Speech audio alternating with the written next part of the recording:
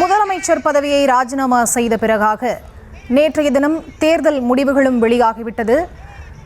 கொளத்தூர் தொகுதியில் தாம் தோல்வியடைந்த நிலையில் அந்த தொகுதி மக்களுக்கு நன்றி தெரிவிக்கும் விதமாக கொளத்தூர் தொகுதி மக்களை சந்தித்து நன்றி தெரிவிப்பதற்காக திமுக தலைவர் மு.க.ஸ்டாலின் அங்கே சென்றிருக்கிறார். அந்த காட்சிகளை ஒருபுறம் பார்த்து வருகிறோம். விவரங்களுக்கு இணைகிறார் எமது செய்தியாளர் பாரி கார்த்திக். அவரிடம் பேசலாம். வணக்கம் பாரி கார்த்திக், விவரங்கள். வணக்கம். திமுக தலைவர் மு.க.ஸ்டாலின் அவர்கள் நேற்று வந்த தேர்தல் முடிவுகளின் அடிப்படையில் 9,000 வாக்குகள் பின்னோக்கி வெற்றி வாய்ப்பை இழந்தார் கொளத்தூர் தொகுதியில். ஏற்கனவே கடந்த 3 முறை இதே கொளத்தூர் தொகுதியில் சட்டமன்ற உறுப்பினராக வெற்றி பெற்றிருக்கிறார். முதலமைச்சராக 2021 பொறுப்பேற்ற முதல் அப்போதே கொளத்தூர் தொகுதியில் நின்று வெற்றி பெற்றுதான் முதலமைச்சராக ஆனார். அதற்கு முன்னதாக நடந்த தேர்தலின் போது எதிர்க்கட்சி தலைவராக 2016 இருந்த நிலையில் அதிலும் கொளத்தூர் தொகுதியில் வெற்றி பெற்றார். எனவே 3 முறை இதே தொகுதியில் நின்றுதான் 2011, 16, 21 என இந்த 3 முறையும் இதே தொகுதியில் நின்று வெற்றி பெற்ற அவர் நேற்றைய தினம் அந்த முடிவுகளின் அடிப்படையில் 9,000 வாக்குகளுக்கு மிக அதிகமாக கொளத்தூர் தொகுதியில் வெற்றி வாய்ப்பை இழந்தார். தாவேகாவிடம் தன்னுடைய வெற்றி வாய்ப்பை இழந்த அவர் தற்போது உடனடியாக வந்து வெற்றி பெற்ற வேட்பாளர்களே தங்களுடைய தொகுதிக்கு சென்று பொதுமக்களை சந்தித்து வாக்களித்த மக்களை சந்தித்து நன்றி தெரிவிக்காத ஒரு சூழலில் நேரடியாகவே தோல்வியடைந்த பின்பும் கொளத்தூர் தொகுதிக்கு நேரடியாக வந்து பொதுமக்களை சந்தித்து தனக்கு வாக்களித்த அனைவருக்கும் நன்றி தெரிவித்து முதலமைச்சர் அவர்கள் தற்போது வீதியாக கொளத்தூர் தொகுதியில் சென்று கொண்டிருக்கிறார். சராசரியாக 5 கிலோமீட்டர் இந்த பயணம் நீடிக்கும் என்று எதிர்பார்க்கப்படுகிறது. கொளத்தூர் தொகுதிக்குட்பட்ட பல்வேறு பகுதிகளில் தான் முதலமைச்சராக இருந்தபோது 234 தொகுதியிலும் ஒரு முன்மாதிரி தொகுதியாக கொளத்தூர் தொகுதியை மாற்றுவதையும் அவர் நினைவு கூறியிருக்கிறார். தொடர்ச்சியாக இங்கு அதிநவீன மருத்துவமனைகள், அதே போல பல்நோக்கு மருத்துவமனை, புதிய கல்லூரிகள், பள்ளி என தொடர்ச்சியாக இங்கு பல்வேறு திட்டங்களும், அதே போல புதிய பாலங்கள் என்ற அடிப்படையில் 11 பாலங்களையும் இதே இடத்தில்தான் துவக்கி வைத்திருக்கிறார். குறிப்பாக வட சென்னையில் அதிக போக்குவரத்து நெரிசல் பகுதியாக இருக்கக்கூடிய கொளத்தூர் பகுதியில் புதிய திட்டப்பணிகள் உருவாக்கப்பட்டிருக்கிறது. முதலமைச்சராக இருந்தபோது தனது தொகுதிக்கு எந்த அளவிற்கு பண்ண முடியுமோ அந்த அளவிற்கு தன்னுடைய முதலமைச்சர் பதவியை பயன்படுத்தி அதிக அளவிற்கு இந்த தொகுதியில் ஸ்மார்ட் பள்ளிகள் எல்லாம் உருவாக்கினார். அதன் மட்டுமல்ல, மருத்துவமனைகளை அதிநவீனப்படுத்தப்பட்ட ஒரு மருத்துவமனையாக இதே தொகுதியில் உருவாக்கியிருக்கிறார். மேலும் இங்க இருக்கக்கூடிய உடற்பயிற்சி மைதானங்கள் கிட்டத்தட்ட வார்டுக்கு ஒரு உடற்பயிற்சி மைதானம் என்ற அடிப்படையில் இங்க இருக்க இளைஞர்களுக்காக அதை உருவாக்கினார். மேலும் அனைத்து பள்ளிகளுமே மைதானங்கள் அதிநவீன மைதானங்களாக உருவாக்கப்படுவதற்கு பல்வேறு திட்டங்களையும் வழிவகுத்தார். மேலும் மாணவியருக்கு தேவையான உபகரணங்கள் சராசரியாக அவர் முதலமைச்சராக இருந்த காலத்தில் மாதத்துக்கு ஒரு முறையாக எவ்வளவு பளு இருந்தாலும் வேலைப்பளு அதையெல்லாம் மீறிவிட்டு தொடர்ச்சியாக மாதத்துக்கு ஒரு முறையாவது கொளத்தூர் தொகுதிக்கு வந்து சராசரியாக அரை நாள் அவரை தொடர்ச்சியாக பல்வேறு நிகழ்ச்சிகளில் பங்கு கொள்வார். மாணவர்களுடன் கலந்துரையாடுவது, அது மட்டுமல்லாமல் இங்கு படிக்கும் மாணவியருக்கு எளிதாக வங்கி கடன் கிடைப்பதற்கு ஏற்பாடுகளும் தனித்தனி முகாம்களும் செய்யப்பட்டிருக்கின்றன. மேலும் தொடர்ச்சியாக முதலமைச்சராக இருந்த இந்த தொகுதி எந்த அளவிற்கு ஒரு முன்மாதிரி தொகுதியாக மாற்ற முடியுமோ அந்த அளவுக்கு மாற்றி காட்டினார் அப்போதைய முதலமைச்சர், தற்போது திமுகவினுடைய தலைவராக இருக்கக்கூடிய ஸ்டாலின் அவர்கள்.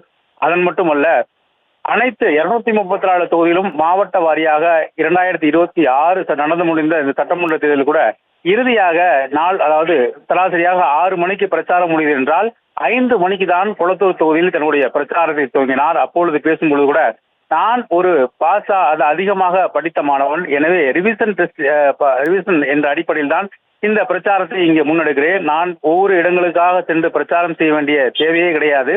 ஏனென்றால் இந்த தொகுதி இது என்னுடைய தொகுதி, சொந்த தொகுதி, என்னுடைய செல்ல குழந்தை போல இந்த தொகுதியை நான் பராமரித்து வருகிறேன்.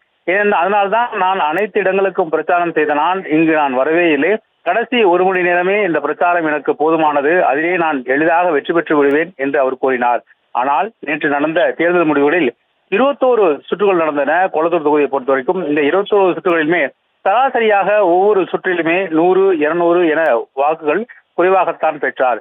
எனவே அது குறித்தும் தன்னுடைய கருத்தில் தெரிவிக்கும் பொழுது தனக்கு வாக்களித்த மக்களுக்கு நன்றி, வாக்களிக்காத மக்களுக்காகவும் நான் தொடர்ச்சியாக பாடுபடுவேன் என்று அவர் தன்னுடைய கருத்தை தெரிவித்திருந்தார். ஒரு முன்மாதிரி தொகுதியாக கொளத்தூர் தொகுதி எந்த அளவுக்கு மாற்ற முடியுமோ அந்த அளவுக்கு மாற்றியிருக்கிறார். அதனால்தான் அவர் இந்த இடத்தில் கூட பிரச்சாரம், அதாவது தமிழகம் முழுக்க பிரச்சாரம் செய்த அவர் கொளத்தூர் தொகுதிக்கு பெரிய அளவிற்கு பிரச்சாரம் முன்னெடுக்காததுக்கு முக்கியமான காரணம் இந்த தொகுதியில் எளிதாக வெற்றி பெற்று விடலாம் என்ற ஒரு அடிப்படையில் தான். அது மட்டுமல்ல, இங்கு மகளிர் சுயஉதவிகளுக்கு சேர்ந்த ஒரு 5600 பேர் தொழில் முனைவர்களாக மாற்றியிருக்கிறார் அப்போதைய முதலமைச்சர், இப்போதைய திமுக தலைவர்.